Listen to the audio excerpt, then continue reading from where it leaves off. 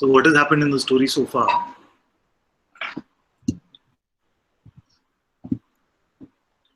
is that this sage, Ashtavakra, this young sage, Ashtavakra, has been speaking to the king of Mithila, or Janak. And Janak said, how do I get to liberation? How is knowledge to be attained and detachment to be achieved? And hearing the sages pointing at the first chapter with 20 or 25 verses, it became completely clear to Janak who he was. And then, so that is all. First chapter is what was needed for him. Then what happened is that Janaka actually started sharing from that space. So we can call him Sage Janaka already, because he realized himself and seemed to go beyond such a mature seeker, so mature that all the conditioning seemed to have dropped off. And he started sharing about how wonderful this truth is, how wonderful I am. And then, what did Ashtavakra do? That is what we are going to figure out now. And I'm presuming, like any good teacher, he's not going to leave Ashtavakra just with that. He's going to test him. He's going to ask him some tough questions and see whether some of his conditioning can still play out, whether he can push some buttons. So let's see what happens as the story continues.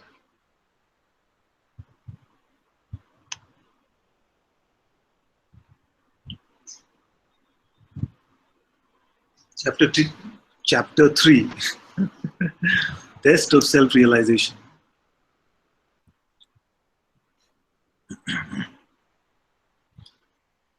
I feel like I'm going to read the verses for 3 and 4, because to read the test alone independently might lead to some confusion.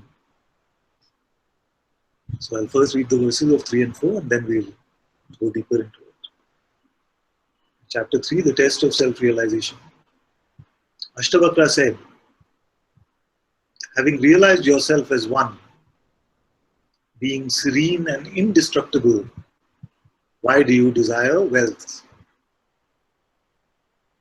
Just as imagining silver in mother of pearl causes greed to arise, so does ignorance of self or cause desire for illusion. Having realized yourself as that, in which the waves of the world rise and fall, why do you run around in turmoil? Having realized yourself as pure awareness, as beautiful beyond description, how can you remain a slave to lust? It is strange that in a sage who has realized self in all and all in self, the sense of ownership should continue. Strange that one abiding in the absolute, intent on freedom, should be vulnerable to lust and weakened by amorous pastimes.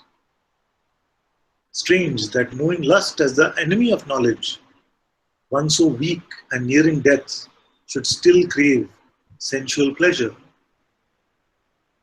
Strange that one who is unattached to the things of this world and the next, who can discriminate between the transient and the timeless, who yearns for freedom, should yet fear the dissolution of the body. Whether acclaimed or tormented, the serene sage abides in the self. He is neither gratified nor angered. A great soul witnesses his body actions as if they were another's. How can praise or blame disturb him? Realizing the universe is illusion, having lost all curiosity, how can one of steady mind fear death? With whom can we compare the great soul who, content knowing self, remains desireless in disappointment? Why should a person of steady mind, who sees the nothingness of objects, prefer one thing to another.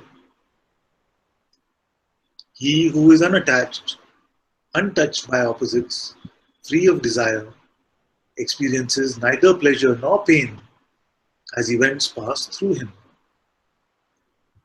So this was the questioning by Ashtavakra. And 4 is the glorification of self-realization, where Janaka is speaking. So Janaka said, surely one who knows self, though he plays the game of life, differs greatly from the world's bewildered, burdened beasts. Truly the yogi feels no elation, though he abides in the exalted state yearned for by Indra and all the discontented gods. Surely one who knows that is not touched by virtue or vice, just as space is not touched by smoke, though it seems to be. Who can prevent the great soul, who knows the universe as self, from living life as it comes? Of the 4 kinds of beings, from Brahma to a blade of grass, only the sage can renounce aversion and desire.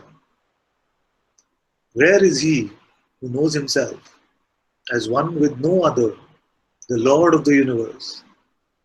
He acts as he knows and is never afraid.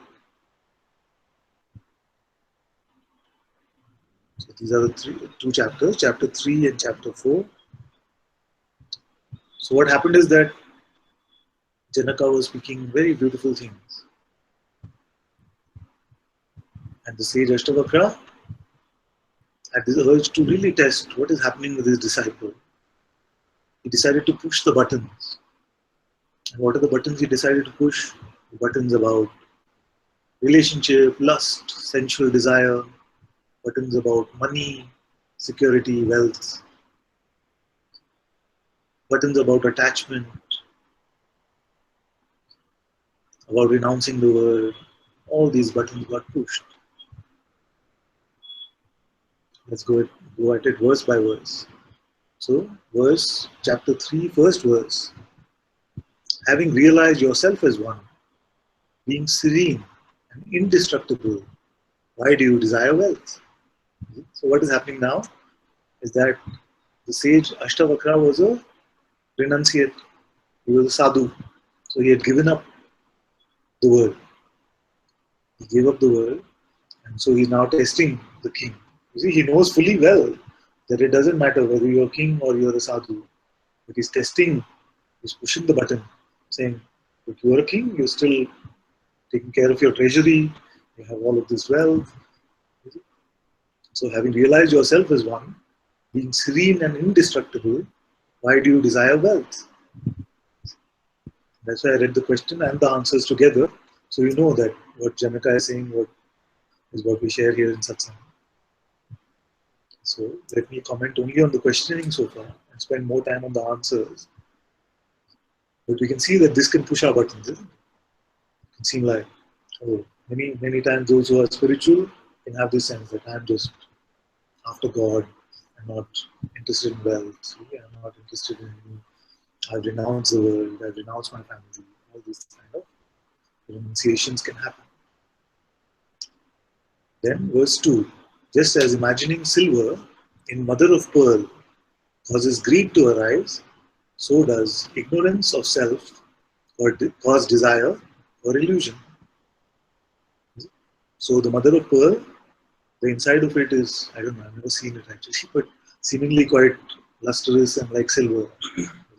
So if you imagine that that's real silver, then it will cause some greed for it. You want to attain that, which is actually just the mother of pearl. It is not silver. It is not worth the same as silver. So does the ignorance of self cause desire for illusion. So as long as it is not clear who we are, then it can seem like our life is about attaining something in this phenomenal realm, wanting to get more materialistic things, better relationships, better shape of the body. These kind of desires can play strongly as long as it doesn't become clear who we really are. Then verse number 3, having realized yourself as that, in which the waves of the world rise and fall, why do you run around in turmoil? Having realized yourself as that, in which the waves of the world rise and fall, why do you run around in turmoil? It's a beautiful question. If we see that everything is happening within us, all that is being experienced, the entire manifest universe, just happening within the space of my being, within this consciousness, what is there that I have to attain? What do I have to run after? Is there a lack of something? What can cause this one, in which the world itself is just a wave? What can cause that one suffering? What can make it come into this state of turmoil? It has all been just one misunderstanding.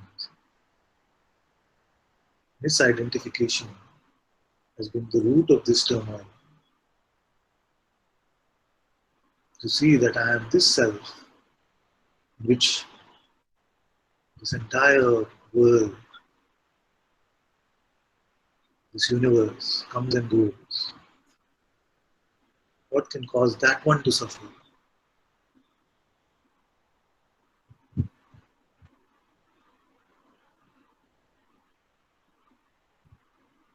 So it's just been this mistaken identity.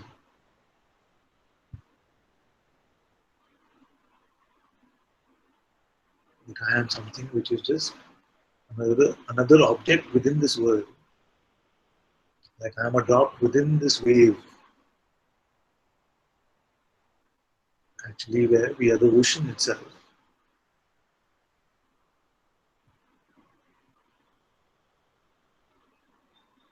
This ocean of awareness, within which the waves of consciousness, the worlds are coming and going, within which there are these objects called bodies. And for the ocean to identify itself as a droplet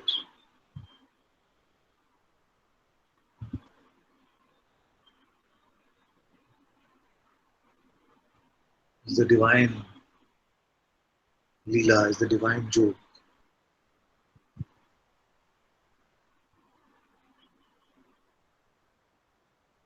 And the seeming life of this droplet is full of turmoil because so many ups and downs.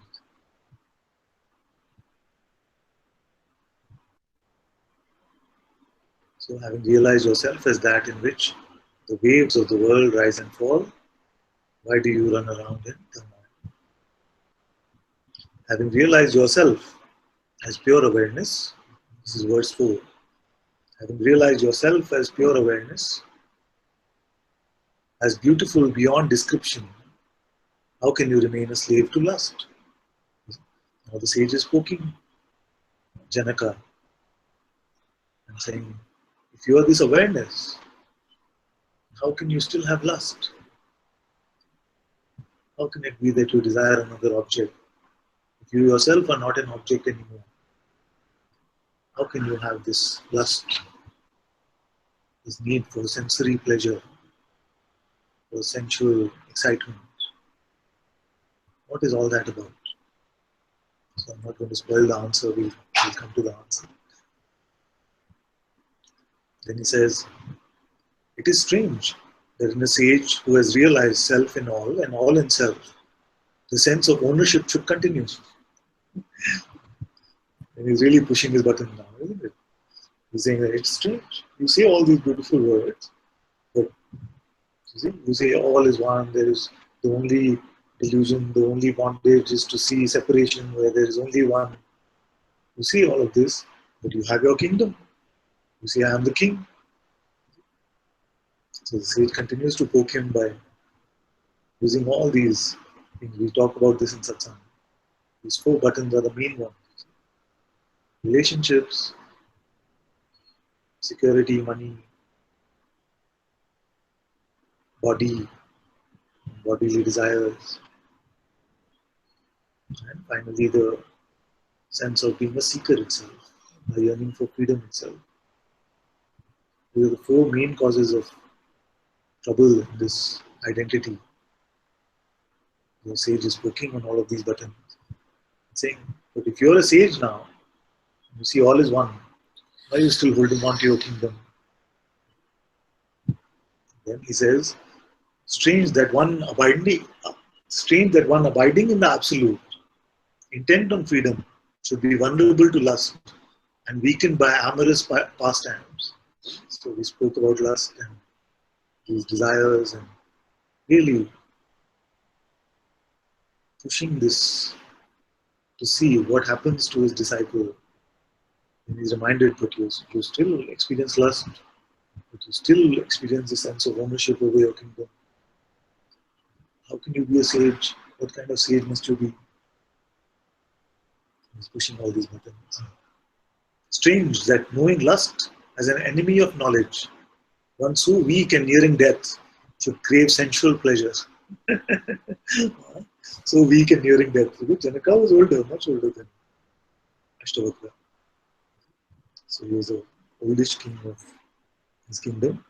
So he's saying, pushing the body attachment also. So you're so weak, nearing death, and you're still craving for sensual pleasure. How can you be? Is it true what you're saying? All these words, or are you just speaking from some knowledge? And he continues to say, strange. So, strange that one who is unattached to the things of this world and the next, who can discriminate between transient and timeless, who yearns for freedom, should fear the dissolution of the body.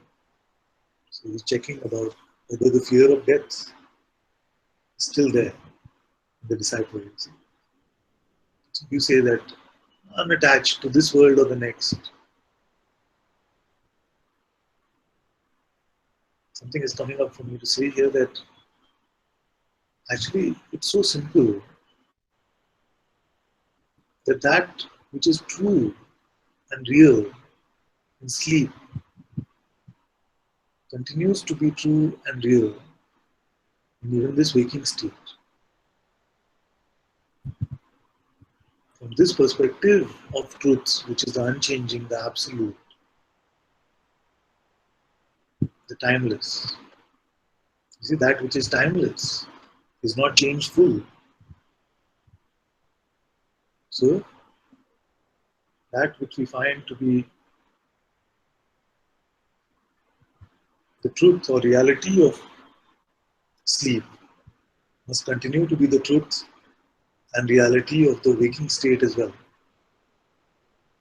And once it is seen that this one, awareness, unchanged through the appearance of all of these states,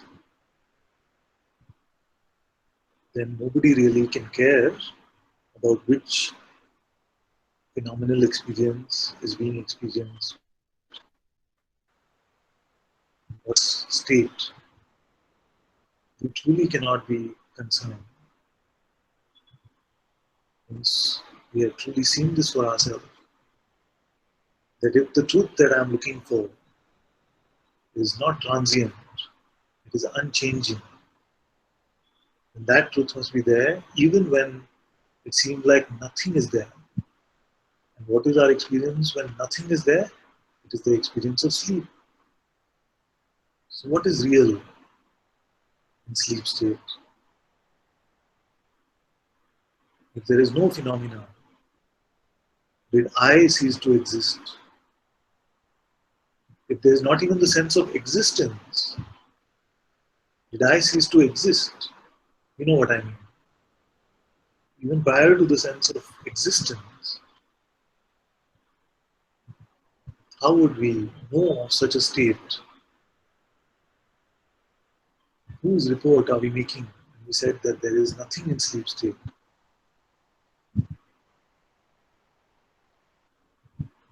So, if every day we can experience the dissolution of this universe and we remain unaffected by it,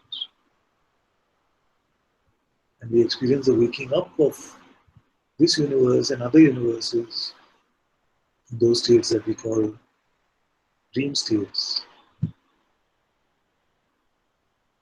what is that one constant What is that one witness?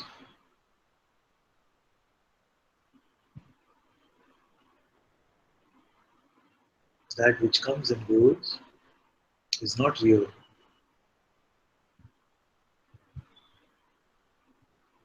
Even our best experiences, this line reminded me of the story of Papaji meeting Bhagwan Sri Ramana Maharishi. And I'll repeat it, I know most of you have heard it, but I like it so much that I want to repeat.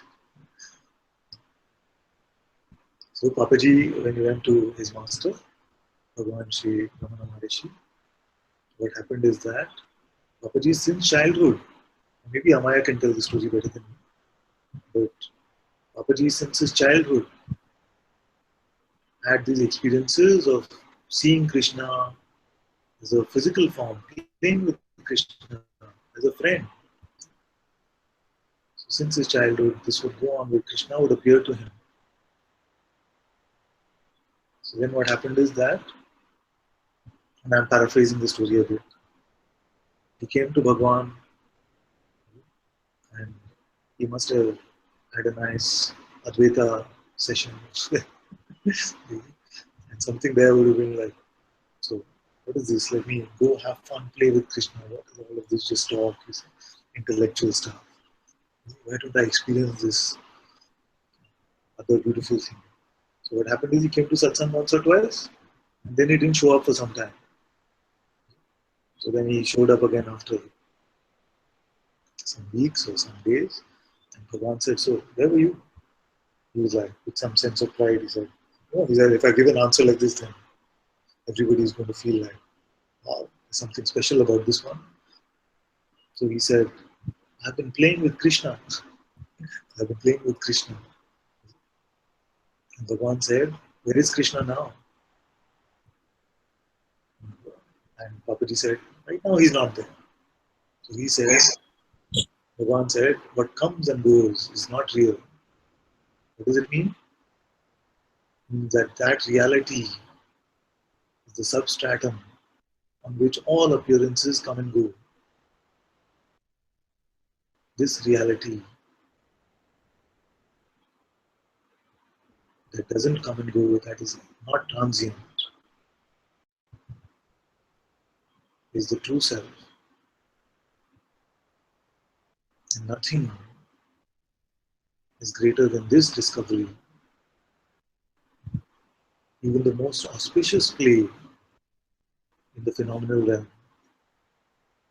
even the most sublime experiences in the phenomenal realm are all coming and going.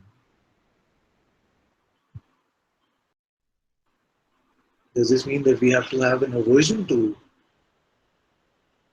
sublime experiences? No. As we experience ourselves to be that which continues to be real, even in the state of dreamless sleep, even in the state of dreamless sleep,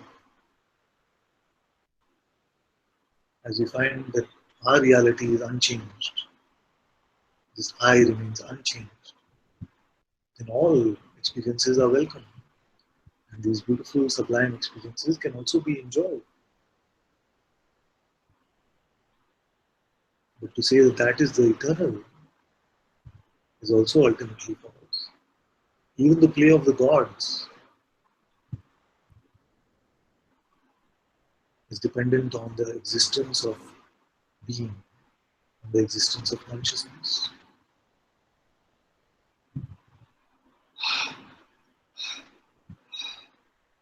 So all of these experiences are all dependent on first I am.